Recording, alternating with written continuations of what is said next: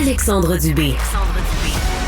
Aussi véridique et authentique que son information. J'ai une question pour vous deux. Benoît Dutrisac. Je suis là pour aider. Qu'est-ce qu'ils veulent, Mario? Mario Dumont. Une réduction de la tâche puis une augmentation de salaire. Ben, c'est cave. C'est des crapeux. C'est cave, dire ça. Ils ont tellement tout. Non, ils ont déjà eu plus. La rencontre Dutrisac-Dumont. Fais un petit effort. CDPQ Infra a le mandat de se pencher là, sur le transport dans la région de la Capitale-Nationale. Et là, déclaration du ministre responsable de la région de Chaudière-Appalaches, Bernard Drinville, qui dit...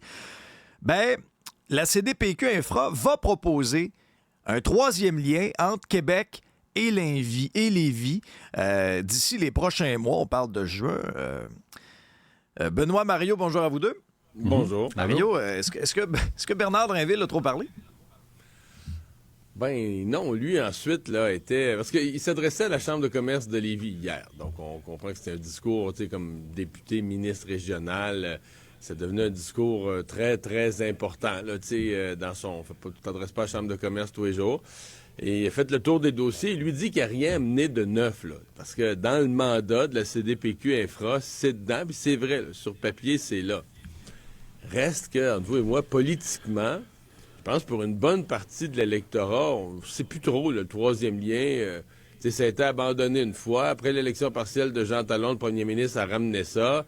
Puis là, après ça, quand ils ont donné le mandat pour le tramway à CDPQ Infra, mais là, c'est vrai qu'il y a un deuxième petit paragraphe qui dit « Ouais, aussi, là, vous pourriez regarder les liens entre Québec et la Rive-Sud. » Mais quand le ministre régional redit que lui, il s'attend que CDPQ Infra, parce que, tu sais, le mandat de CDPQ, déjà la caisse de dépôt qui arrivait dans le dossier du tramway, c'était déjà un peu mystérieux pour bien des gens. C'est-à-dire que la caisse de dépôt est plus compétente que le ministère des Transports. Puis on nous dit, ouais, ils sont plus aujourd'hui, là, pour planifier les besoins de transport en commun, ils sont plus compétents à la caisse de dépôt qu'au ministère des Transports. J'ai posé la question, on m'a dit oui. Bon, OK. Mais que là, l'autre mandat, tu dirais, c'est-tu sérieux? C'est-tu pour gagner du... Mais là, tu as le ministre régional qui dit, non, moi, je m'attends à avoir un plan qui sorte de là. Puis là, ben, tu comprends, il y a juste une demi-phrase pour dire et le réaliser, là. Tu sais, est-ce que le gouvernement, à partir de juin, donc dans 3 mois, va être retombé sur ses pattes 1 an après avoir annoncé en grande pompe, parce que ça fait comme 1 an, là, à peu près jour pour jour, puis j'ai pas de la date, le fin mars, début avril, que Geneviève Guilbeault avait vraiment enterré le troisième lien en disant oubliez ça.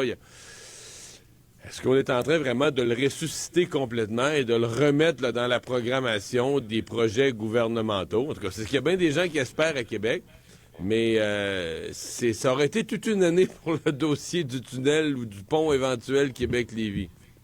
Benoît? Sans intérêt. Je sais pas pourquoi on parle de ça. Je sais pas pourquoi on s'attarde à ce que Bernard Drinville dit. Il dit une chose, il dit le contraire. Il se met à pleurer, il s'excuse, il pleurniche. Là, c'est vrai, c'est pas vrai. On le fait, on le fait pas.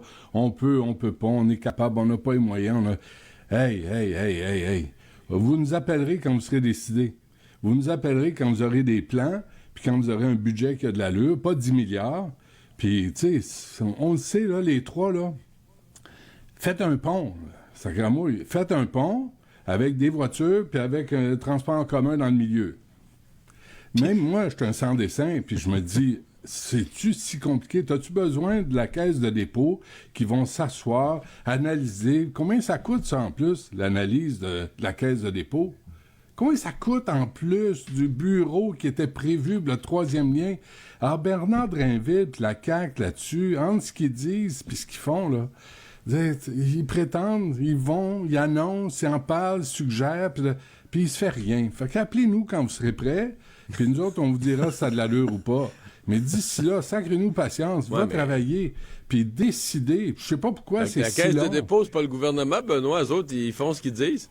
Sacramouille, c'est pas le gouvernement, la caisse de dépôt? Ils emmènent l'argent pas directement, non. Ben non, c'est eux autres qui décident, ça va se faire, ça va pas se faire. C'est une bonne idée. Hey, il n'y a pas des élus pour faire ce job-là?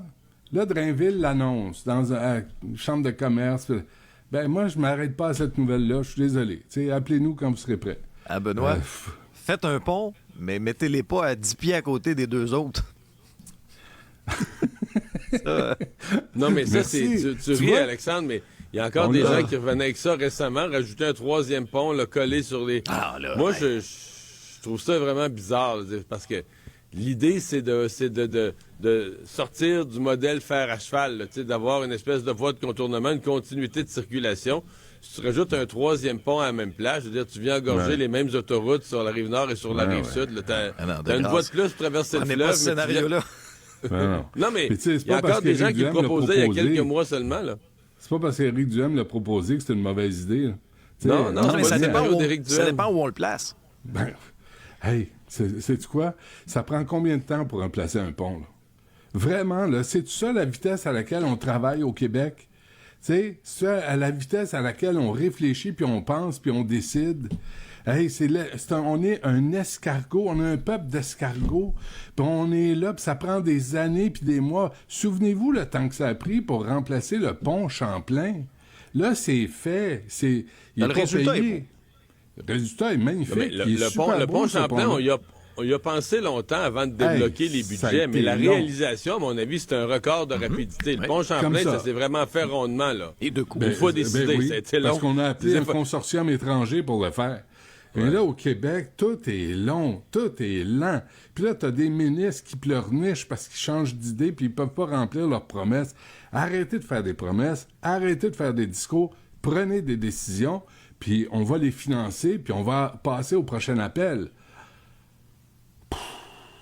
Mario, à l'international, en ce qui concerne le conflit entre Israël et le Hamas, on a finalement une résolution, un cessez-le-feu à l'ONU, mais il y a un fret, puis pas à peu près, entre les États-Unis et Israël à la suite de tout ça. Là. Ben, c'est-à-dire que les fois d'avant, appelons les choses par leur nom, là, les fois d'avant, les États-Unis avaient sauvé les fesses d'Israël. Tu sais, en appliquant son veto ou en intervenant à minuit moins une pour empêcher. Et là, pour la première fois, les États-Unis ont laissé passer la résolution. Donc, il y a officiellement une demande de l'ONU d'un cessez-le-feu. Puis moi,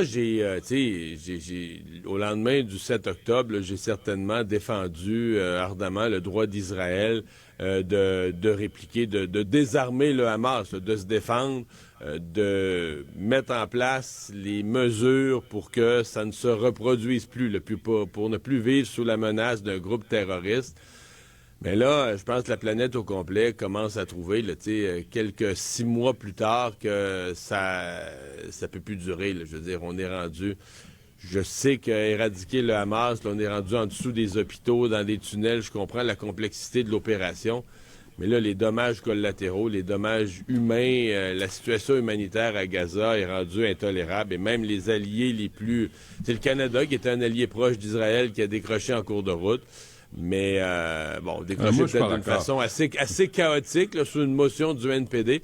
Mais là, même les États-Unis, il va falloir qu'il se passe quelque chose, là, qu'on trouve une solution qui pourrait inclure... Moi, je pense que la communauté internationale, là, si Israël écoute la communauté internationale, ben peut-être la communauté internationale écoute Israël sur un point et qu'on demande au Hamas de rendre les armes, là, qu'on exige du Hamas une reddition.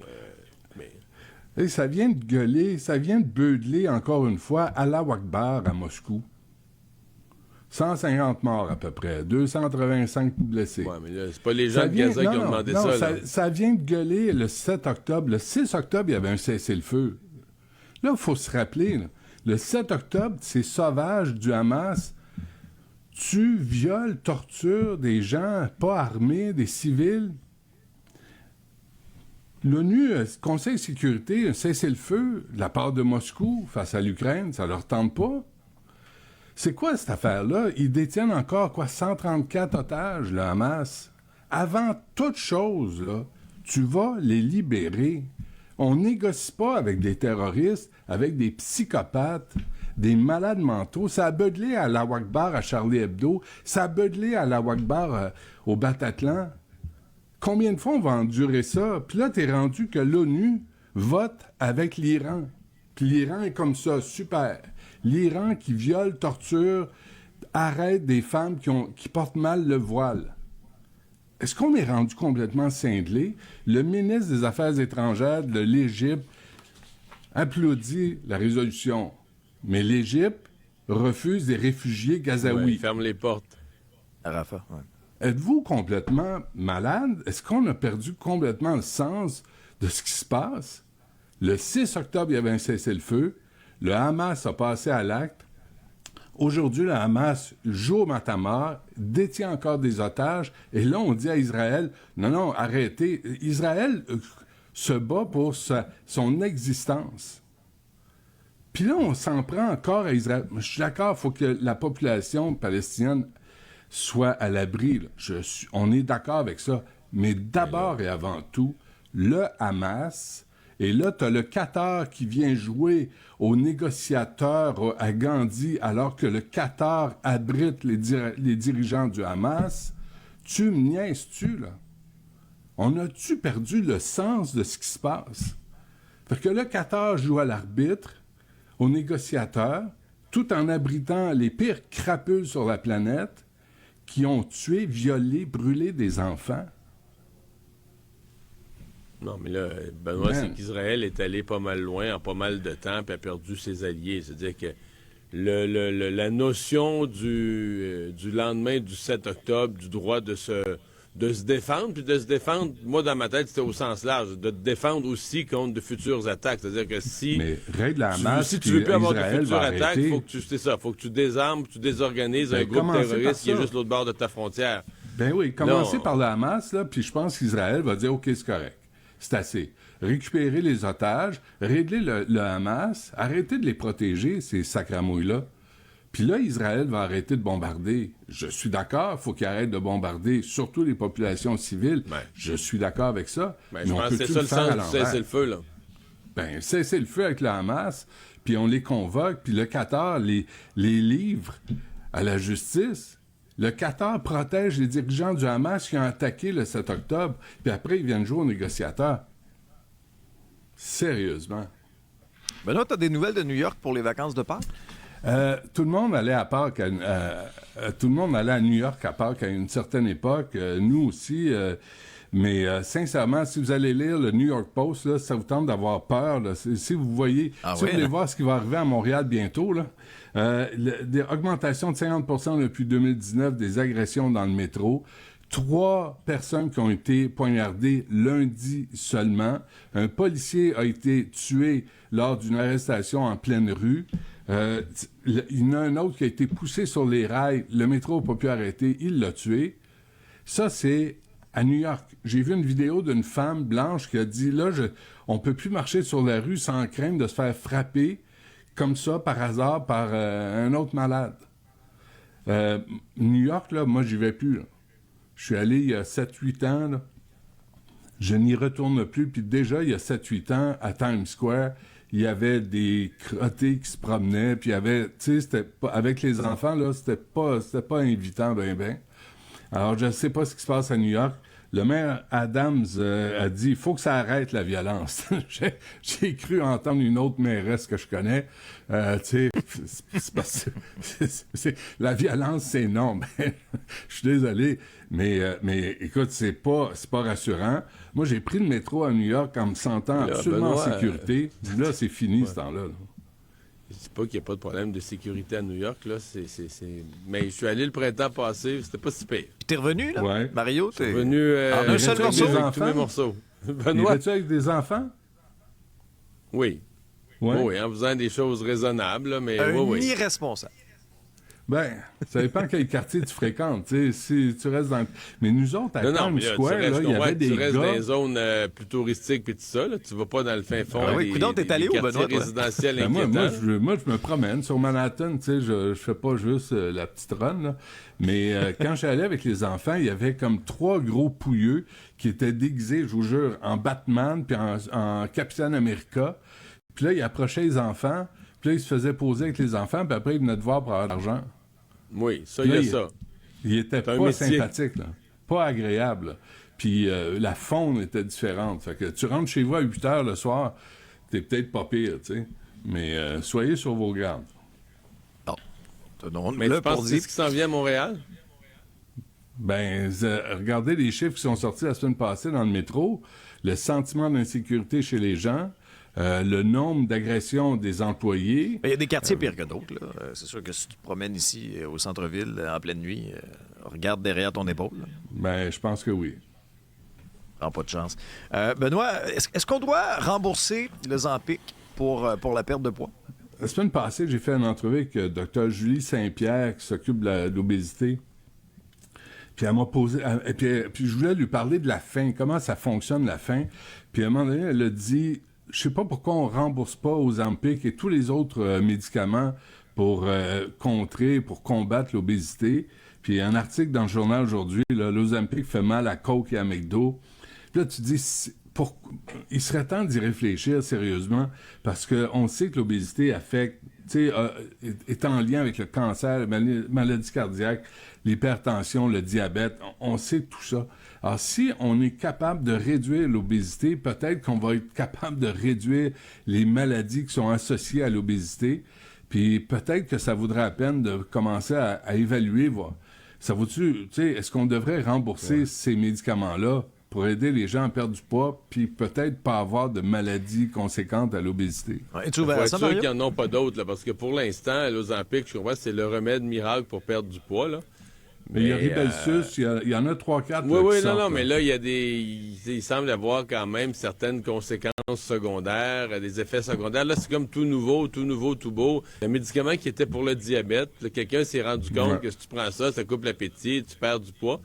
Je sais pas, je dirais que j'ai une méfiance là, face au remède miracle qui était prévu pour d'autres choses, puis tout à coup, qu'il y aurait un effet, là, que tu vas perdre du poids miraculeusement. Il me semble que le remède non, miracle... c'est pas miraculeusement. Si tu lis l'article, là, il y a comme la femme qui prend la parole. Elle métaboliquement, là, je le comprends bien, mais quand même. Ça goûte plus pareil. Je prends un Coke, je prends un Pepsi, puis c'est pas bon. Je regarde le McDo, ça me tente plus.